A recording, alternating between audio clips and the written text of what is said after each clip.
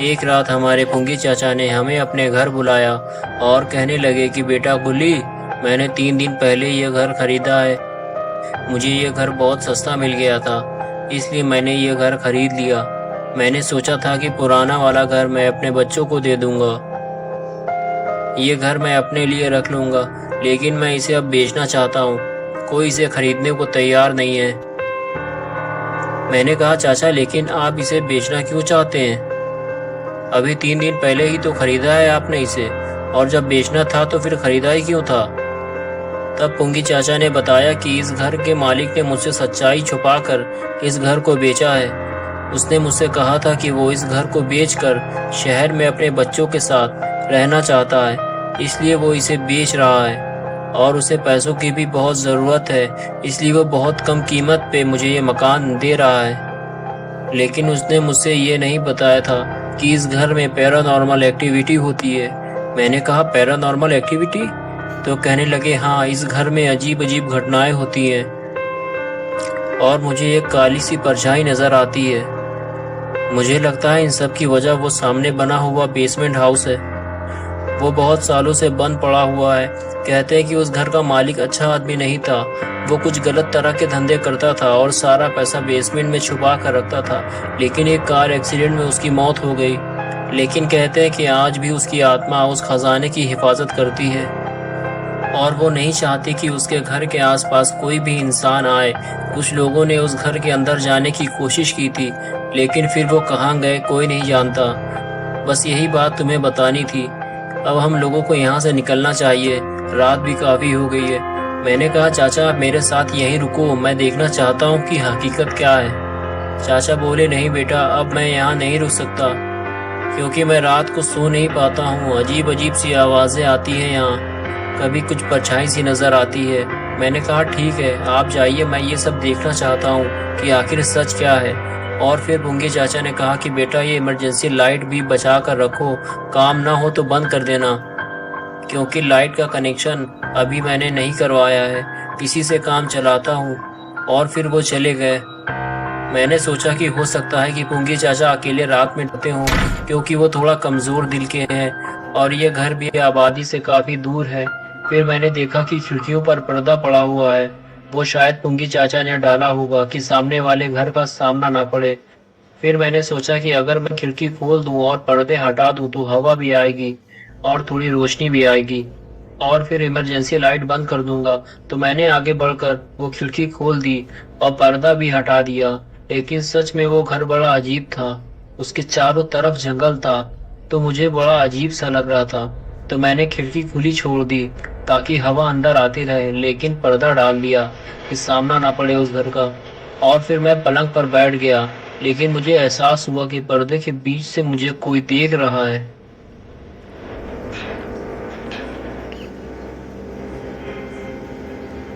मैं उसे देखने के लिए उठा और धीरे धीरे आगे बढ़ने लगा, और फिर मैंने पर्दा हटाया तो वहां कोई नहीं था। फिर मैंने पर्दा हटा रहने दिया कि अगर दोबारा कोई आए तो मैं उसे साफ देख सकूं। और फिर मैं अपने पलंग पर आकर बैठ गया। थोड़ी ही देर गुजरी थी कि फिर खिड़की पर कोई खड़ा नजर आया, लेकिन अब की बार वो मुझे साफ नजर आ रहा था। लेकिन उसका चेहरा नहीं था, वो एक काली परछाई थी, जैसा कि पुंगी चाचा ने मुझे बताया था। ये देखकर मुझ पर एक खौफ तारी होने लगा। मैंने सोचा कि मुझे भी पुंगी चाचा के साथ चले जाना चाहिए था। फिर मैंने अपना चेहरा नीचे कर लिया ताकि वो साया मुझे नजर ना आए। और फिर थोड़ी देर बाद जब मैंने सामने देखा तो वहां कोई नहीं था। मैंने इमरजेंसी लाइट बंद कर दी और उसी पलंग पर लेट गया।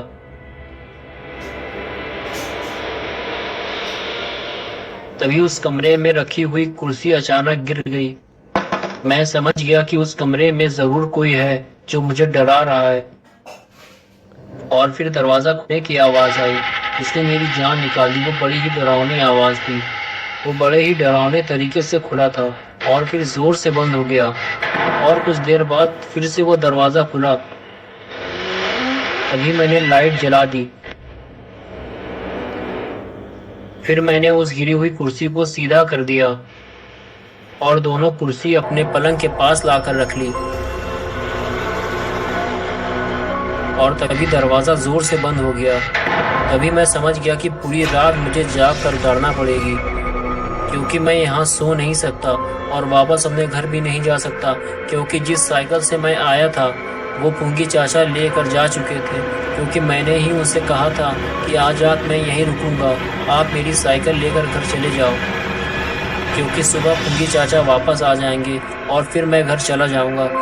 लेकिन मैंने यहाँ रुककर बहुत बड़ी गलती कर दी थी। फिर मैंने लाइट बंद कर दी और फिर से दरवाज़ा खुलना शुरू हुआ और पूरा खुल गया। लेकिन अब की बार उस दरवाजे पर कोई खड़ा था। हाँ, ये वही साया था जिसे मैंने खिड़की पर देखा था। मैंने जल्दी से लाइट जला दी, लेकिन अब वहाँ कोई नहीं था। मैंने लाइट फिर से बुझा दी, लेकिन वो साया फिर से वहीं खड़ा हुआ था। ये देखकर मैं इतना डर चुका था कि मैं वहाँ से भागना चाहता था, लेकिन इतनी रात में मैं कहाँ जाता। लेकिन मैंने फिर से लाइट जला दी और फिर जब दोबारा बंद की तो वहाँ पर कोई नहीं था।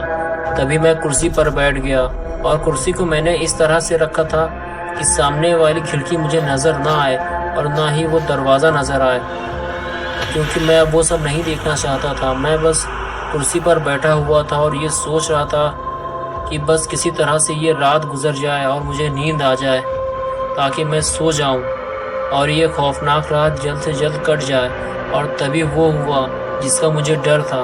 मेरे बगल में रखी हुई कुर्सी अचानक से हिलने लगी, जैसे कि उसमें कोई बैठा हुआ हो।